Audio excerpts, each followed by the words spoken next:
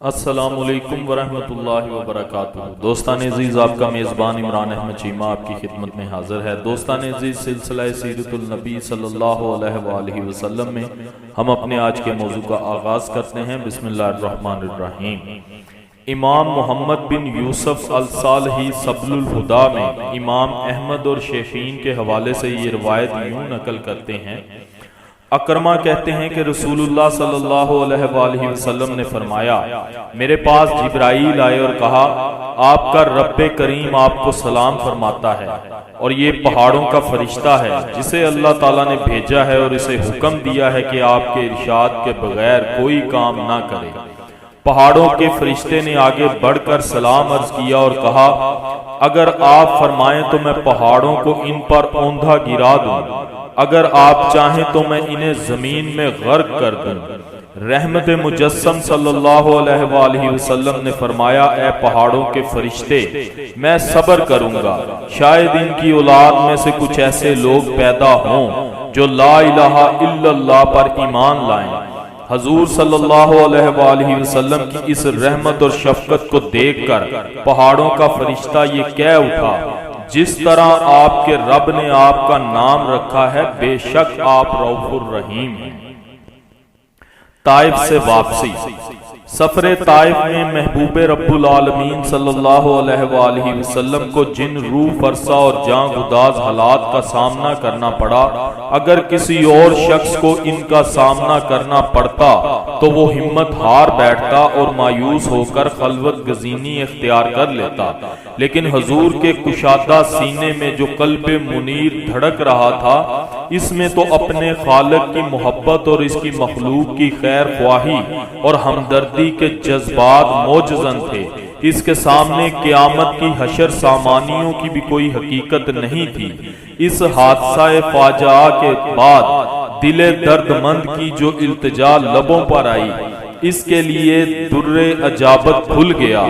بارگاہ سمدیت میں اسے شرف قبولیت ارزانی ہوا اور حالات کا رخ غیر متوقع طور پر بدلنا شروع ہو گیا۔ واپسی پر نخلہ کے مقام پر شب بسری ہوئی۔ صبح کی نماز کے وقت اللہ کا محبوب اپنے رب کی بارگاہ میں دست بستہ حاضر ہے، دل عجز و نیاز میں ڈوبا ہوا ہے اور زبان اس کے کلام مقدس کی تلاوت میں مشغول ہے۔ ساری فضا پر ایک کیف و سرور کا عالم طاری ہے۔ شجر و حجر اس کی تلاوت کی لذت سے سرشار ہو رہے ہیں۔ اسی اثنا میں نصیبین کے جنوں کا ایک طائفہ وہاں سے گزرا۔ جب ان کے کانوں میں یہ دل نشیں آواز پہنچی تو وہ رک گئے اور سراپائے گوش بن کر سننے لگے۔ کلام الہی بزبان محبوب الہی سن کر ان کے دل کی دنیا بدل گئی۔ جب وہ کلام سن چکے تو وہ اپنی قوم کے پاس واپس آئے اور ان کو یہ مجدہ جاں فضا سنایا کہ آج ہم نے ایک ایسا کلام سنا ہے جو حق کی طرف رہنمائی کرتا ہے اور صراط مستقیم پر چلنے کی دعوت دیتا ہے۔ اے ہماری قوم، اس موقع کو غنیمت سمجھو، اللہ تعالیٰ کی طرف بلانے والے کی اس دعوت کو فوراً قبول کر لو۔ اللہ تعالیٰ تمہارے گناہوں کو معاف فرما دے گا اور تمہیں عذاب علیم سے نجات بخشے گا۔ چنانچہ جنات کی ایک کثیر تعداد مشرف با اسلام ہوئی۔ سرکار دو عالم صلی اللہ علیہ وآلہ وسلم کی دعا کی مقبولیت کا یہ پہلا ثمر تھا۔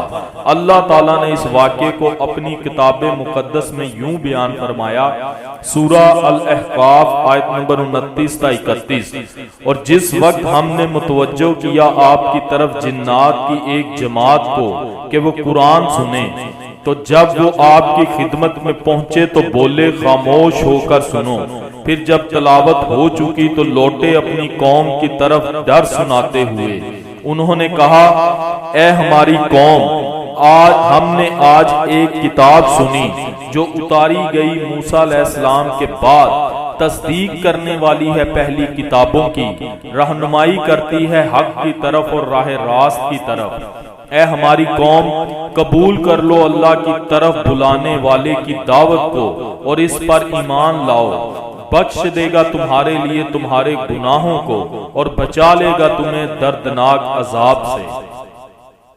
ان آیات کو جنات کے اس گروہ نے سنا تو انہوں نے اسلام قبول کر لیا، اسلام کے داعی و مبلغ بن کر اپنی قوم کے پاس پہنچے، انہیں بتایا کہ کس طرح انہیں کلام الہی سننے کی سعادت نصیب ہوئی، اور وہ ایسا کلام ہے جو گزشتہ انبیاء اور ان کی کتابوں کی تصدیق کرتا ہے، راہ حق کو واضح کرتا ہے۔ تمہیں چاہیے کہ ایک لمحہ ضائع کیے بغیر اس داعی پر ایمان لاؤ، تمہارے گناہ بخش دیے جائیں گے، تمہیں عذاب الہی سے نجات مل جائے گی۔ اس طرح اسلام کی تبلیغ و اشاعت میں جو پے در پے رکاوٹیں پیدا ہو رہی تھیں، ان کے باوجود اسلام کا یہ بابرکت سیل رواں ایک اور سمت روانہ ہوا اور پیاسی روحوں کو سیراب کرتا سنسان وادیوں کو گلے بداماں بنانے لگا۔ اللہ تعالیٰ نے اپنے پیارے رسول صلی اللہ علیہ وآلہ وسلم کے دل بے قرار کو تسلی دینے کے لیے جنات کو اسلام قبول کرنے کا شرف بخشا۔ حضور کو اطمینان ہو گیا کہ اب وہ وقت قریب ہے جب حضرت انسان بھی اس آفتاب ہدایت کی روشن کرنوں سے اپنے دل و دماغ کو منور کرے گا اور اس کو اپنے معبود برحق کا ایسا عرفان نصیب ہوگا جس کے بعد وہ کسی باطل معبود کی طرف آنکھ اٹھا کر بھی نہیں دیکھے گا۔ قرآن کریم کی ان آیات اور متعدد دیگر آیات کے مطالعے سے یہ بات واضح ہو جاتی ہے کہ جنات بھی نوع انسانی کی طرح ایک مستقل نوع ہیں جنہیں مکلف بنایا گیا ہے، اگرچہ وہ ان لوگوں کی نگاہوں سے مخفی ہیں، لیکن وہ مرشد کائنات جو انس و جان کی راہبری کے لیے رحمت للعالمین بنا کر بھیجا گیا ہے، اس سے جنات بھی اکتساب نور کر سکتے ہیں۔ بعض لوگوں کا یہ خیال قطعاً لائق التفات نہیں جو جنات کے مستقل نو ہونے کا انکار کرتے ہیں، وہ ان سری آیات کی ایسی بھونڈی تعویلیں کرتے ہیں جو نہ ذہن کو سکون بخشتی ہیں نہ دل کو قرار۔